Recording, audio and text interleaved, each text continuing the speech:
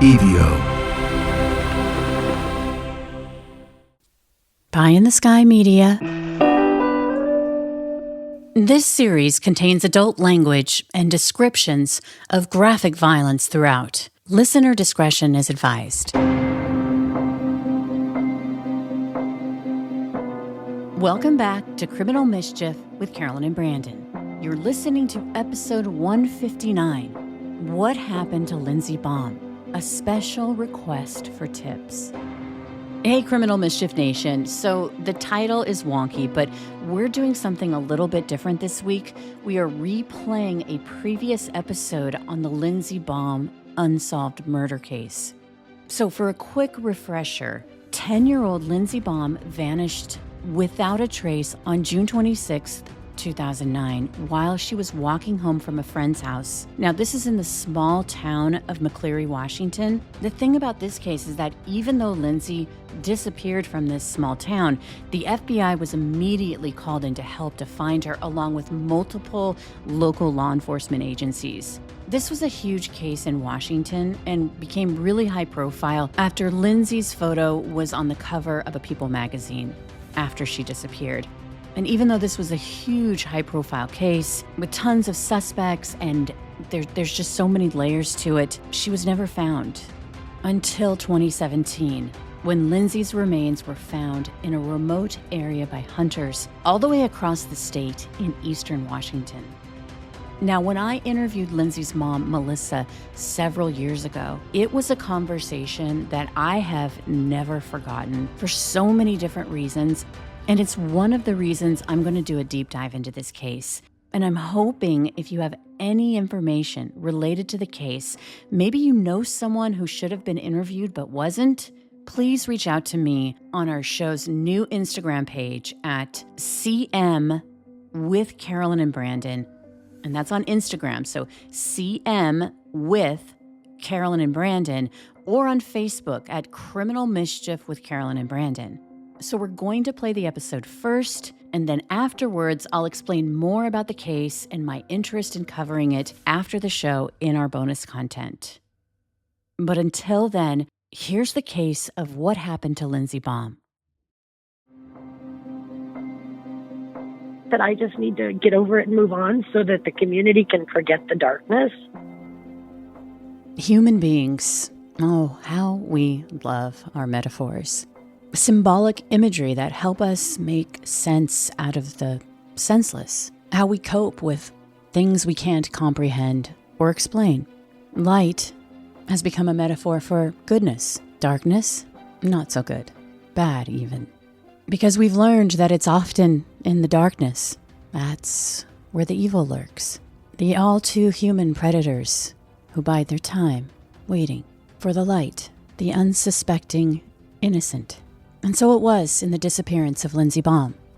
There's no explaining how a 10-year-old little girl vanishes, seemingly without a trace, in all that darkness.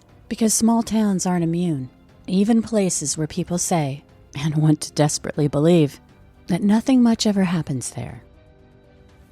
Is McCleary a town where it's like, leave it to Beaver? Or is it like, are they trying to protect something? I thought it was leave it to Beaver. Yeah, now when I think of it, I think of Deliverance. And I know that sounds bad, but I don't know any other way to describe it. And in this town, one mother's quest to make sure that nothing in this town would ever be the same again.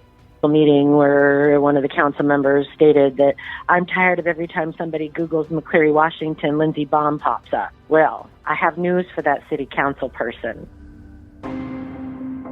I have no intentions on letting the world forget that Lindsey Baum and McCleary go hand in hand, because they do. Even once justice has been served, I don't see why she's such a stain. It's not like she's the first horrific tragedy or crime that happened in that community. There's someone out there that knows who did this and how this happened. And there's people out there that have information that would be the nugget that we need to explode this investigation and culminate in an arrest. We need those people to have the courage to come forward and share that information. Welcome back to Criminal Mischief with Carolyn and Brandon. You're listening to episode 69, The Vanishing. The small town of McCleary is one of those places. If you happen to find yourself driving through it, for most, it would be no more than a blip on the radar. The most exciting yearly event is a festival that celebrates bears. However, the idea of small-town America sounded pretty good to Melissa. A newly single mom in 2007, she was desperate for a safe harbor after a rocky journey over the last couple of years. See, Melissa had grown up in the Lacey area, near Olympia, Washington, which is the state capital. And here she was back in a state that she'd left when her husband was in the military. After his service, they settled in Tennessee, where they had planned to raise their kids permanently. Their children, Josh and Lindsey, were just a year apart, and Melissa was a stay-at-home mom. At least that had been the plan. But Melissa's relationship with her husband was deteriorating. Had been for a while. It had gotten to the point where she knew the marriage couldn't be saved, and she did not want her kids to grow up in a chaotic household. So she packed up the kids, and they moved back to Lacey in 2007. Well, after my ex-husband and I separated, the kids and I moved back to Olympia. I grew up in Olympia, Lacey. And we were living in just a little 2-bedroom apartment in Lacey. And moving from Tennessee, where we had lived in small towns for several years after getting out of the Army, I just was overwhelmed, especially at just how much Lacey had exploded during the years that I was away. Melissa says that life as a single parent was rough, made more difficult by the fact that she wasn't receiving any financial support from her estranged husband.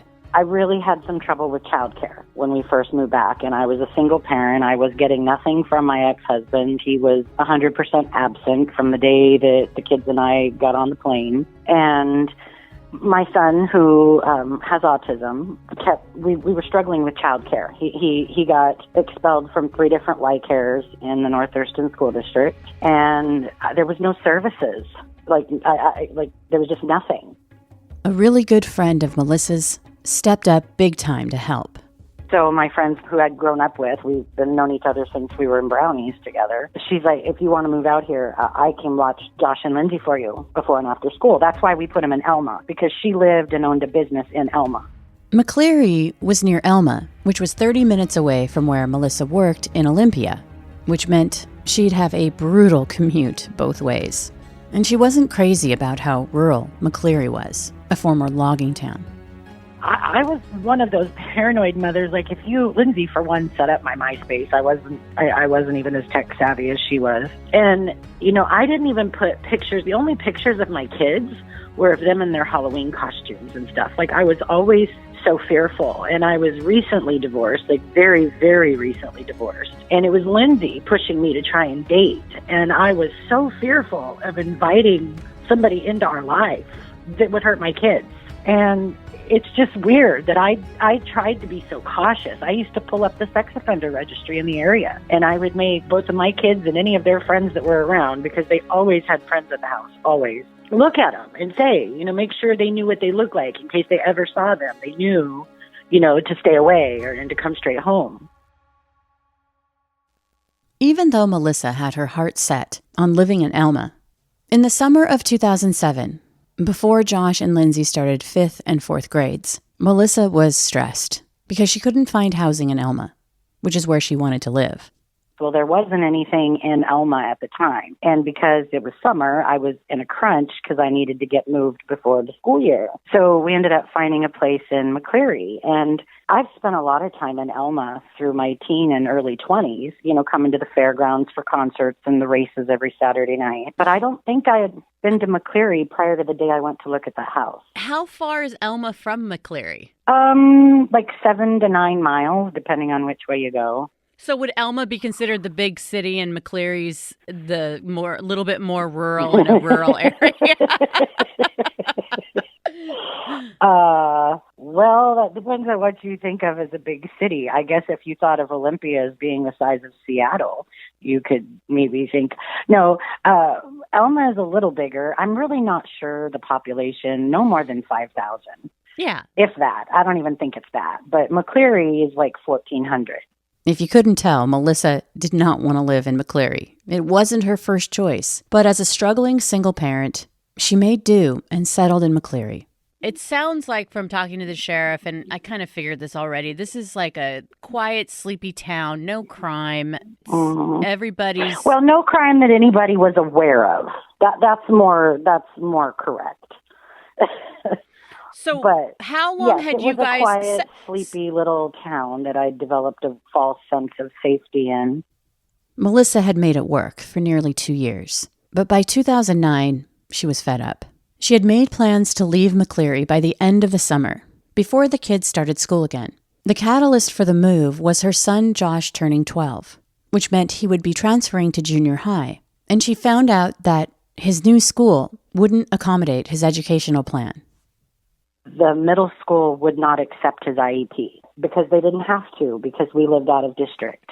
So I was forced to put my kids in McCleary, which was a nightmare from day one, like utter, total nightmare from day one. Because they weren't supportive of you as a single parent? Or, I mean, there's so many things to unpack there. Just the school's issues. It was constant struggles with my son and his rights being violated. I went so far as to file a complaint with the superintendent of public instruction against the principal/district administrator. I mean, there was a lot of issues in the school. And that's why I was just ready to get out of town. So that was the plan. By the end of summer 2009, Melissa and her children would move away from McCleary, heading back to Olympia, where there would be services to accommodate Josh's needs. To get out of this town, I needed to get my kids out. I was trying to move back to Olympia and still not knowing what I was going to do as far as childcare, but I knew I needed out of McCleary. So you're a single mom, but you fight like hell for your kids, and McCleary was just not good for you guys. You wanted to get back to Olympia, but you just couldn't. Yeah. You were in that process as, on a budget, probably trying to figure out how to make it all work, right? And so... Exactly. Meantime, Melissa's daughter, Lindsey, had plans to make the most of it with her friends. Her and Josh spent a lot of time at the park by their house, and they had tons of friends around the neighborhood. I was really trying to establish her independence. She was trying to grow up too fast, and we battled over it. Like our most recent argument, it was she wanted to dye her hair black with red highlights, and I was adamant that was not going to happen. Or her cutting up all her brand new jeans. We'd just gone and bought, a bunch of clothes, including, 4 or 5 pairs of Abercrombie and Finch jeans. And she was so excited because it was the first time that she was just starting to fill out because she was so tiny. She'd always had to wear slim jeans. And finally she could wear these from the store because she could fit into them. Yeah. But she cut the knees out of them. And so we were fighting about that. And I'm like, you're from now on, you get Goodwill jeans and that's it. Like, forget it. Always a force to be reckoned with. She was never meek, a mile a minute. Sometimes she would just exhaust me listening to her or watching her, would just wear me. And I would tell her like, oh, Lindsey, you make me tired just listening to you. Lindsey loved to lose herself in a book. She also wrote and illustrated her own stories and had dreams of being a writer and a veterinarian because she loved animals. But there had been a man out looking for his dog, and Lindsey was like a save the animal missionary. Like, she would see a dog wandering, and she'd bring it home and put it on our dog's tie-out to try and figure out who it belonged to make sure it got home. And according to Melissa, her daughter Lindsey was sensitive, the kind of sensitive that veered toward empathic. She was a child with the ability to see things before they happen, according to her mom. And that summer, in early June, Lindsey shared with her mother that she was worried that something bad was going to happen, but she couldn't say what it was. Melissa tried to reassure her daughter, who loved the Twilight books and Harry Potter. In fact, mother and daughter would read together each night. We were in the middle of reading The Chamber of Secrets, the second book, together at night. We had started taking turns reading, and I'd read until I got tired, and then she'd read, and I'd usually fall asleep while she was reading because she could read for hours. And we were in the middle of The Chamber of Secrets, which is the second one. Lindsey, like a lot of kids, and even some adults, had a fear of the dark. But for Lindsey, according to her mom, she'd also become superstitious about the nighttime, believing that darkness brought the witching hour. In folklore, the witching hour, or the devil's hour, is the time of night associated with supernatural events. Now, Melissa knew that Lindsey was imaginative and creative and a little dramatic. But she still didn't dismiss her girl's heightened intuition, particularly that summer when Lindsey got scared and told her mom that something wicked was coming their way. And she said, "Mom, I just have this really bad feeling that something bad's gonna happen." And I said, "Like what?" And she said, "I don't know, I just have a feeling." She knew something was coming, but she didn't know what. On June 26, 2009, it was a typical summer day for Lindsey and her brother Josh, who spent the entire day at a pool party with the neighborhood kids. And that Friday night, Lindsey, her brother Josh, her friend Michaela, and a bunch of other kids ran back home to Melissa at around 8 p.m., where Lindsey begged her mom to let Michaela have a sleepover. They left my house. They were going to run to Michaela's and get Michaela's clothes and come straight back. Like, we're talking 15 minutes, round trip. And I said, well, you guys hurry up and come straight back. It's going to be dark before long. And it was not dark. And Lindsey didn't like to be out after dark. And I knew that my car wasn't running. So I was just telling her, I can't come pick you up, so hurry up and get back here before dark. And when she was leaving, I had mentioned, if that man looking for his dog comes back around, not to get close enough to a car for somebody to reach out and grab you, right? And she looked at me and she goes, "Duh, Mom, I'm not stupid." And she pranced out the door. And that was the last conversation that you had with Lindsey? The last word she said to me. Oh, God. I'm sorry. That's all right. It wasn't long before Josh came back home. He was frustrated. Apparently, he'd gotten into a tiff with Lindsey because she'd accidentally broken the chain off his bike as they were making their way over to Michaela's. After about a half an hour, Lindsey and Michaela hadn't returned, and so Melissa called her daughter on her cell phone. Started trying to call her, and she wasn't answering. And I was trying to call her friend's mom, who also wasn't answering. Apparently her phone, if I remember correctly, was dead. But she did call me back a little while later, and she's like, well, no, Lindsey's been gone, I want to say like 20 minutes or 30 minutes at that point. I don't remember exactly. And I thought, well, that's crazy. Like, okay. And I went out and I was looking for her and I was calling for her and I kept calling her phone and I left her several voicemails like, "Lindsey Jo, when you get home, you're grounded for a month. I bought you a phone so that I could keep in contact with you. And when you don't answer it, you don't deserve to have it." Like I went through getting angry to total panic. Like, "Lindsey, where are you? I need you to come home right now." And was it dark at this point? It wasn't completely dark, but it was darker than dusk for sure by this point. Michaela's mom would tell Melissa that she'd put the kibosh on the sleepover and that Lindsey had left their house and headed for home at around 9:30. It was just a 10-minute walk, but by that time, all the other kids had gone home, and so Lindsey walked it alone. This new information seized Melissa's chest. Her heart raced in a panic. Her daughter wasn't at Michaela's. She certainly wasn't at home. And she's not answering her cell phone. Where is she? I still can't explain that night. It is like the world turned upside down for that night. I still cannot explain how everything that went wrong could have gone wrong, but it did. My car I couldn't use my car. My car was broken. Otherwise, she wouldn't have even been walking.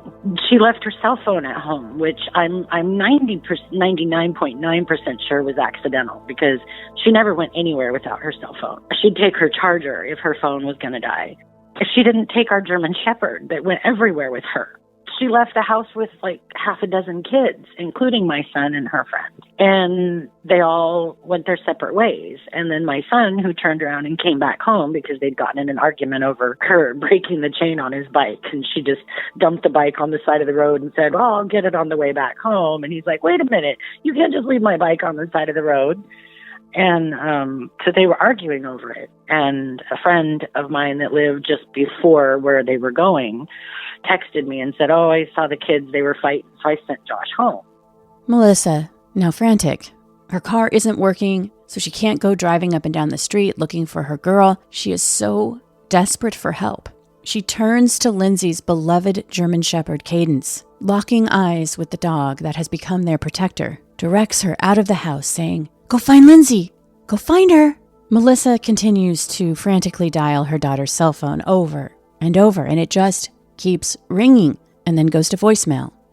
It sounds like it went pretty quick from being mad, like, where are you, to, yeah, because by the time it was dark, like, there's no way she would have been, like, by the time it was dark is when I called the police, when it got dark, because I knew there was no way, like, she would have been home before dark or she would have called me. But that was also about the time that I had, in one of my calls, I was walking down the hall towards, I don't remember where, but as I was walking down the hall calling her, I heard her phone ringing in her bedroom. And that's when I realized that her phone was at home. And I'm like, what the hell? Melissa, waiting for the McCleary police to arrive, turns her attention to Lindsey's phone and proceeds to dial every single contact programmed inside the cell phone and asking anyone and everyone if they've seen Lindsey, if they know where she is. And what were you doing? I mean, your car wasn't working. By that point, I was outside, but I was afraid to leave at that moment. But Michaela's parents and Michaela and her brother were driving around looking for her. And Michaela's oldest sister was at home in case she went back there. So they were out looking for her. And then a couple of her other friends that I had called had started, trying to look for her. Melissa's mind goes to a horrible place. She's beside herself as she thinks about that guy who was driving around looking for his dog. Had he come back? Had he asked her to help him find the dog? Of course, she couldn't get that thought out of her mind of Lindsey's premonition, which she'd shared with her just a week before. And she said, Mom, I just have this really bad feeling that something bad's gonna happen. And I said, like what? And she said, I don't know, I just have a feeling. She knew something was coming, but she didn't know what.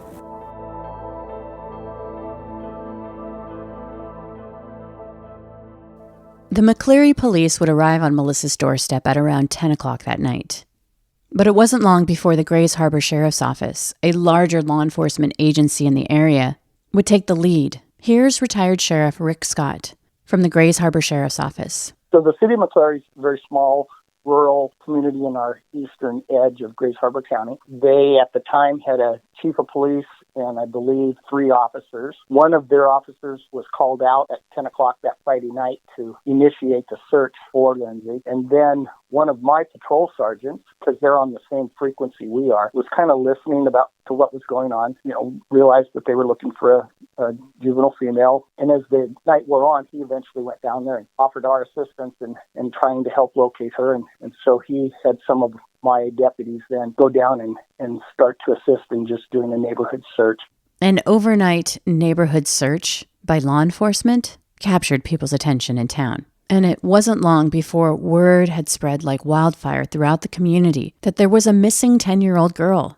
People came out of the woodwork to help search for Lindsey that night. It was after the sergeant left my house. Oh gosh, it was probably 11:30 by the ish. I'm guessing it was. I just remember standing there at the end of my driveway, and it like hit me. It was like it slapped me in the face. I was standing at the foot of my driveway, like trying to look in every direction and trying to think, what am I going to do? Where do I, And it just kind of hit me, and I. Standing there with 3 phones in my hand. I had our house phone and my cell phone and her cell phone. And it just hit me like, this can't be happening. That was what I thought. That was my like, this can't be happening. This doesn't happen. By sunrise, the canines were out searching for any trace of Lindsey. It wasn't until well into the morning hours of Saturday that my office became involved in this more than just having a couple deputies help McCleary PD look for her. So by Saturday morning, activated a huge number of search and rescue volunteers to aid in searching the area, because we, again, had no clue as to why or how it was that she was missing. And we still hadn't ruled out that she was hiding out at a friend's house or something of that nature overnight. But as the day wore on, and we began to canvass the neighborhood and talk to the Campins whose residence she had left at about 9:30 to head home, that's when we realized that there was more to this than her just disappearing. She'd left her phone at home. She had no money. She was 10 years old and had no viable means to stay away for any length of time. So that's when we learned that she was last seen in between 4th and 6th Street on Maple going east towards her home. And so those were really the only initial clues that we had were that we knew what time she'd left their home. We knew that it was a 10-minute walk to her home, essentially a straight line. And we had two different people who verified that they saw her in that 2-block period. One person saw her a little closer to 4th, one person a little closer to 6th. But those were the only real clues that we had as we started out on this investigation. Right away, they were troubled by the fact that they didn't really have anything. Because the challenge with Lindsey's disappearance was that they had no idea where she'd been taken from and the circumstances behind that abduction. It was as if she'd vanished into thin air. The only thing investigators had to work with was the information that had been told to them by Melissa, Lindsey's mom, and then what Michaela and her parents had described, how Lindsey had walked out the door and headed for home at around 9:30 p.m. It was about a 10-minute walk back to her house, 5 blocks. The only lead they had was that a neighbor had told police that they'd seen her between 5th and 6th Streets, but that was the last time that she'd been seen. That weekend, hundreds of searchers, canines, horseback riders to search the deep woods that surrounded the town, and police divers trolled the nearby waterways. Sunday morning, I had about 30-some local detectives roll into town and about 30-some FBI agents roll into town. By Monday, I had close to 100 detectives and FBI agents, along with the Missing and Exploited Children's Unit from the State Patrol. FBI also activated a Missing and Exploited Children's Unit that they have that's regional for the West Coast. And so we had a huge input of regional, local, state, and federal investigators come together to form a team of investigators that would be in McCleary for not just weeks, but for months to come as we worked this investigation. At the same time, I continued to run the search and rescue component, and we brought in resources and set up food and provisions for all the detectives and volunteers, and we basically worked to a large degree around the clock, nonstop. Of course, Melissa, at home, agonizing over everything her daughter had said to her in the weeks before her disappearance. She shared with investigators anything she could think of.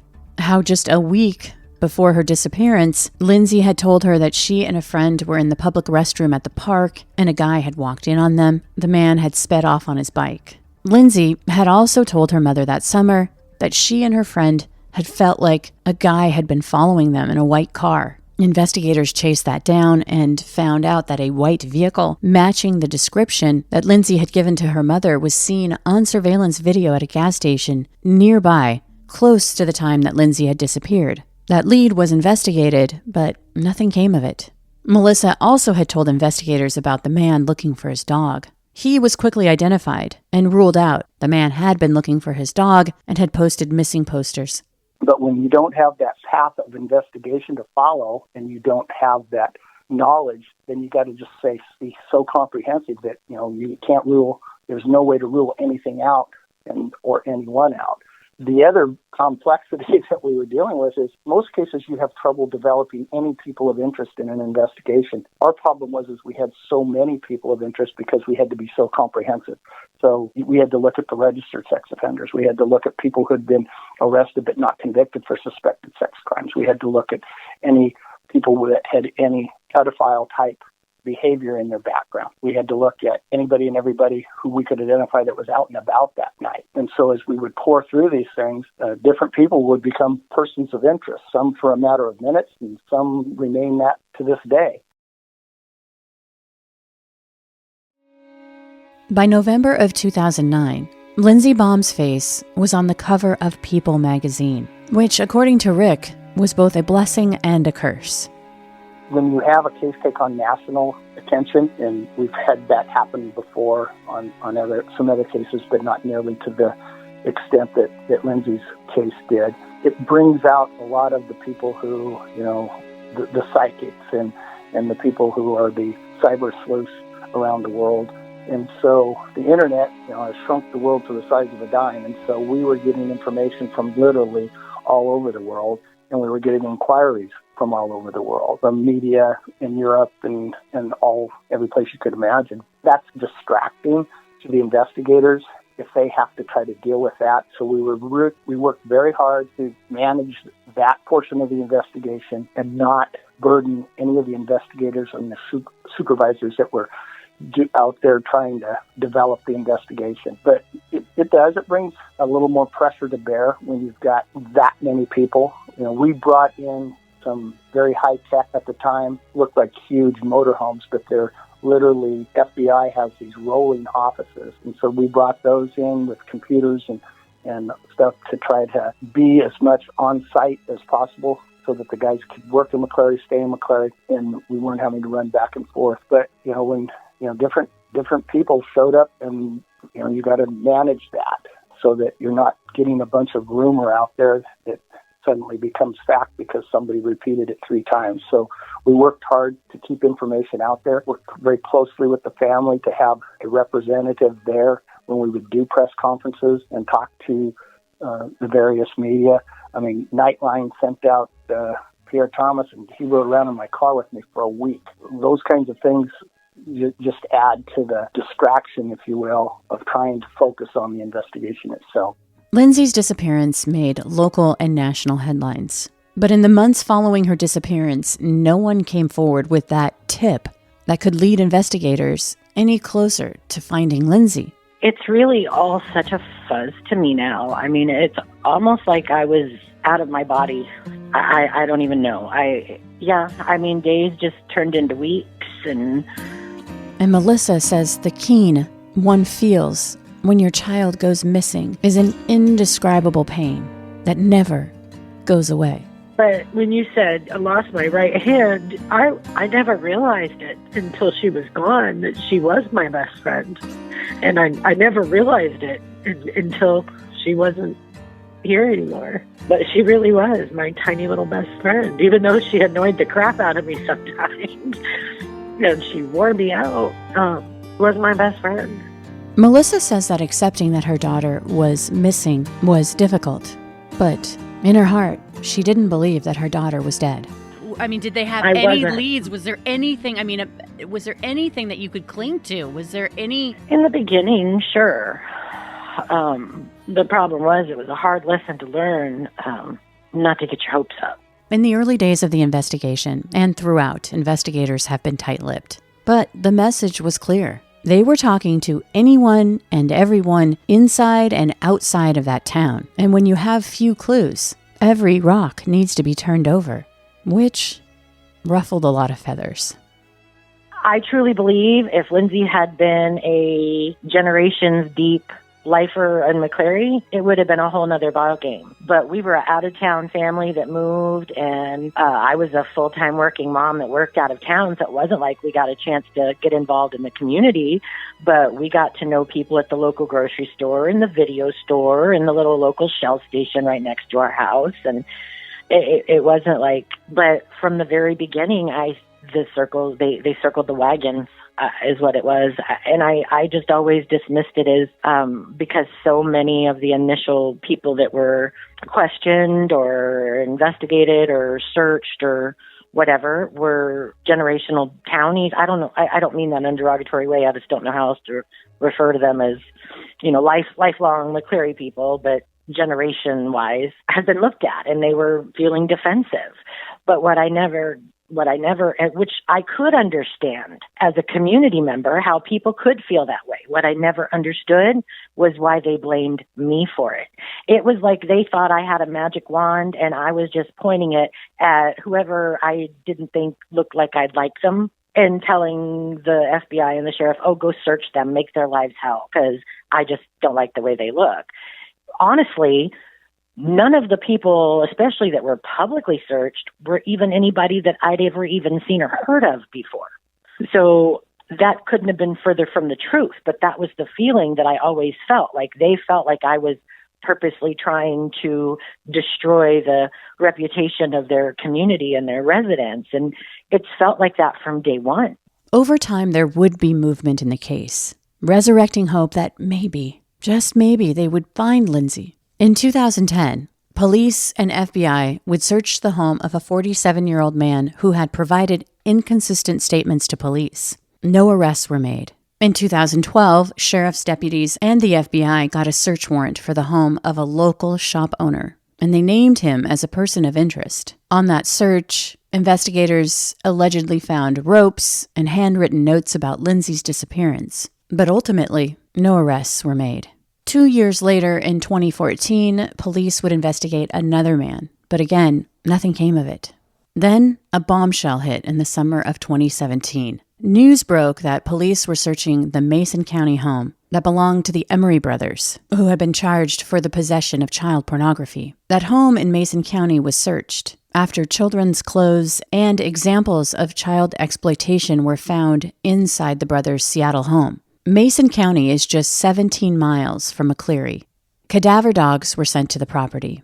We ruled them out. Their only involvement in this investigation was that when the King County authorities searched the home in Seattle, they found one of Lindsey's missing person flyers in the home. But we would later find out that the brother who lived out on the canal in Mason County regularly passed through McCleary on his way to events involving car racing.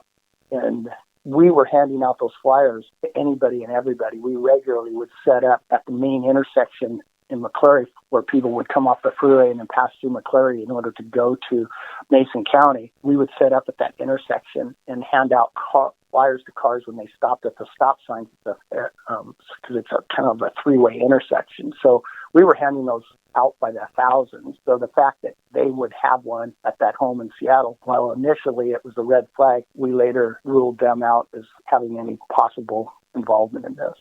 Over the years, more than 20 search warrants would be executed, and nearly 40 polygraph tests were administered in this case.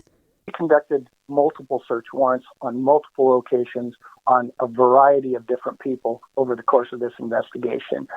Some of those searches were based on the fact that people gave inconsistent statements or were untruthful about the information they provided initially.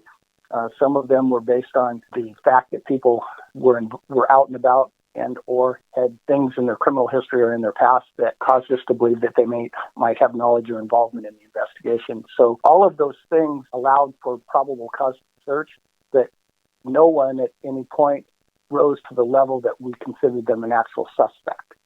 They were people of interest that we were exploring the possibility of their having knowledge involvement, but we never found that one piece of evidence that would conclusively say they did. Many of my officers worked nonstop on this. I literally would have to order people to go home and get some rest. I worked 65 days straight without a day off, 12 to 16 hours a day. We did everything we could to try to find her. And Melissa never lost hope that Lindsey would come back to her. Because every time that they would do a search, like they would, that we know about, I just expect, they're going to find her, and I fully expected that she was going to come home alive. Looking back, and even then, people would say, oh, well, that's, you're in denial. Well, I never denied that was a possibility, but I still felt her. And to me, that meant she was still on Earth. So maybe I misread it. I don't know. But well, isn't that the hardest? You don't know. I mean, mother's intuition is well, and that was just it. Like, it didn't matter what I thought happened because I couldn't breathe until I knew. And little did I know that even once I knew, breathing would be even more difficult. In September of 2017, unbeknownst to the wider world, a discovery was made. Hunters were deep in the woods in a remote area near Ellensburg, which is in eastern Washington. Those hunters happened upon what appeared to be a fractured human skull, and they contacted the police. Now, at this time, there was nothing connecting this skull to Lindsey's disappearance. McCleary is a 3-hour drive away from Ellensburg. Those investigators did their due diligence and sent the partial skull to the FBI crime lab for DNA analysis. But the request wasn't fast-tracked. And finally, in May of 2018, the DNA results came in. They were a match to Lindsey Baum. I'm here today to share with you that we've brought Lindsey home. We've recovered her. Sadly, she was not recovered as we and her family had hoped and prayed these last 9 years. Her remains were recovered in September of 2017, unknowingly, by some hunters in a remote portion of eastern Washington. Those remains were turned over to local authorities, who in turn released them to the FBI, where they were confirmed to be human and sent to the FBI lab in Quantico, Virginia for analysis for DNA DNA. Because the remains were not associated with a specific criminal investigation, they were not analyzed for DNA until just recently. So just in the recent week were we notified that the DNA collected from the remains matched the DNA submitted to the lab in 2009. Melissa says when the sheriff, FBI, and others showed up at her doorstep, in that moment, upon opening the door, any vestiges of hope that her beloved daughter was alive were snuffed. I just felt hope drain through my feet. I remember kind of shaking and Were you by I kinda went into yourself? shock. Did you have any other? Was your Yeah. son with you, or No. you were? No, my son didn't live with me at that point. He was living in Lacey. I feel like time stopped for you that night in a way. It did. And unfortunately, my son lost his mother, too. And it's done more damage to him than anybody could ever imagine. And he was never considered a victim. He spent most of those 9 years being a suspect, at least in the court of public opinion. Nobody saw him for the victim that he was. And it's damaged our relationship, probably irreparably forever. He felt vindicated, and I was glad for that, because finally he felt like, now they know I didn't murder my sister. After the remains of Lindsey had been identified, that month in May, a massive effort was undertaken. 200 volunteers and law enforcement, along with 22 canine teams, searched the area where Lindsey's partial skull had been found, which was in heavily timbered terrain, steep cliffs, and deep ravines. The search was believed to be one of the largest in state history based on the number of personnel involved. Getting the notification that her daughter had been murdered did nothing to change Melissa's mission to find justice for Lindsey, which meant keeping her daughter's name alive in the hearts and minds of people was paramount. Even down to trying to get the garden put in. That was a freaking nightmare. You would have thought that we asked the city to foot the bill and do the work and still take it out of their own pockets.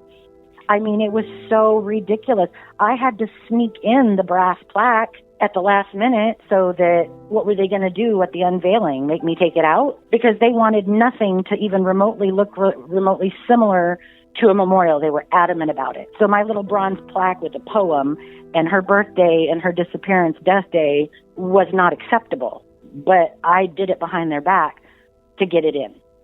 Is McCleary a town where it's like Leave It to Beaver, or is it like, are they trying to protect I thought something? It was Leave It to Beaver. Now when I think of it, I think of Deliverance. And I know that sounds bad, but I don't know any other way to describe it. Melissa doesn't live in McCleary anymore. She says it's too painful. She's in nearby Alma because she won't stop until they catch the person responsible for kidnapping and murdering her daughter, which is why she reached out to well-known Seattle attorney Ann Bremner for help. How long ago did you get Ann on your side? In 2018. And Well, actually, I've known Ann. I met Ann the first time I did the Nancy Grace show in 2009. So, I mean, I knew that she was there if I needed her. I never felt the need to need an attorney. Like, I just allowed myself to put my trust in law enforcement. And looking back, I regret it tremendously. Because I wasted a lot of time by not getting an attorney and bringing Rose in sooner. I'd been talking to Rose for like 4 years before 2018 when she finally officially came in. It was just every time I brought it up to law enforcement, they'd have a fit. I mean, it was every like time they you thought brought I up was just what? flipping through the yellow pages. Every time you Getting brought an investigator, a private investigator. And then it would start in on how I would, hinder the investigation, and I'd just do all this and waste all this money and blah, blah, blah, and it'd be a nightmare. And so in my mind, I'm seeing it that I'm hurting my daughter, because in my mind, until the day that they told me that she'd been 99.999 positively identified via DNA, I fully expected that my child was alive. So in my mind, I'm afraid to say anything on TV or in the news that might piss off her captor and make him hurt her worse. And I'm afraid to do anything to jeopardize the investigation, because I am just waiting for law enforcement to find her and sweep in and save her. So I was so controlled by my fear for all those years that I didn't do things that I wish I would have done sooner. Private investigator Rose Winquist, who's working on the case pro bono, has created her own profile based on her tireless work on this case. She believes that Lindsey was kidnapped by someone who was a local and who lived in McCleary and either knew Lindsey or was familiar with her in some way. She thinks he was a man in his 20s at the time of Lindsey's abduction and possibly coaxed Lindsey into the car, sexually assaulted her, and then, worried that she would tell, murdered her. In 2021, Paul Beaker was arrested for the rape of a girl who was 17 in 2003 when he kidnapped her. He pulled her into his vehicle, tied her up, and drove her to a place where he raped her. Afterwards, Beaker took her somewhere near McCleary and left her there. She was able to free herself and was taken to a hospital where investigators collected evidence. But the case went cold. In December of 2020, the sheriff was able to get grant money to send the DNA from that rape kit to a private lab for genealogy testing, which led investigators to Paul Beaker, who they learned lived in McCleary in 2003 in a residence near where the teen had lived. Detectives were able to get a surreptitious sample of Beaker's DNA from a discarded item, and it was a match for the 2003 sexual assault. Over the years, there were rumors that the case of the 17-year-old girl who was kidnapped and raped was connected with Lindsey's abduction and murder. Authorities still say there are several persons of interest in Lindsey's abduction and murder, including Paul Beaker, who was ultimately found guilty of first-degree rape with deliberate cruelty for his attack on the 17-year-old girl in McCleary 6 years before Lindsey vanished. At this time, Beaker has not been formally charged with any crime related to Lindsey's disappearance and murder. Last year, the Grays Harbor County Sheriff's Office followed up on a tip it received shortly after Lindsey's disappearance. And on March 25th and 26th, 2023, they would search a 10-acre piece of land in Mason County. It's unknown if anything was found or why that area was searched. I think they're going to get them. That I've never hindered in, because I'm not going to stop until it's done. I mean, I might just get crazier and crazier as the years pass, but my mission will remain intact. I'm not going to let them forget her because her life meant something. And with her life, they didn't just take her life. They took a future of my son and myself that we all should have had. I'm just not going to let that go unnoticed. I'm not going to let that be forgotten. And I'm not going to let the fact that there is still a child murderer on the street. And if I can do something to stop that next victim, I will do anything I can to stop that person from taking someone else's child. Because it's a fact. It is statistically proven that they will, if they haven't already. And the fact that the city is so concerned with my banners being offensive, they're not offended by the fact that there's a child murderer on the loose and somebody stole her life, and they think that I just need to get over it and move on so that the community can forget the darkness. And that's the attitude they've had with me all along, and I get angry. And then when I lash out, people think, oh, well, you're being unreasonable. You need to be grateful for everything they've done. What have they done? What have they done but torment me and make me think that I'm insane because I'm mad that somebody killed my daughter? If you have a tip, call 206-229-5055 or email tips to rose@winquistinvestigations.com, or if you want to remain anonymous, call Crime Stoppers at 1-800-748-6422. Up next, please join us for Criminal Mischief bonus content. Here, my co-host, Brandon Morgan, and I will discuss the case in more detail and why I'm making this call to action. If you have any information about the case or know anyone you think that I should talk to, again, you can reach out to us at CM with Carolyn and Brandon on Instagram or on Facebook at Criminal Mischief with Carolyn and Brandon, or even on our YouTube channel at EVO Creative. And as always, thank you so much for listening.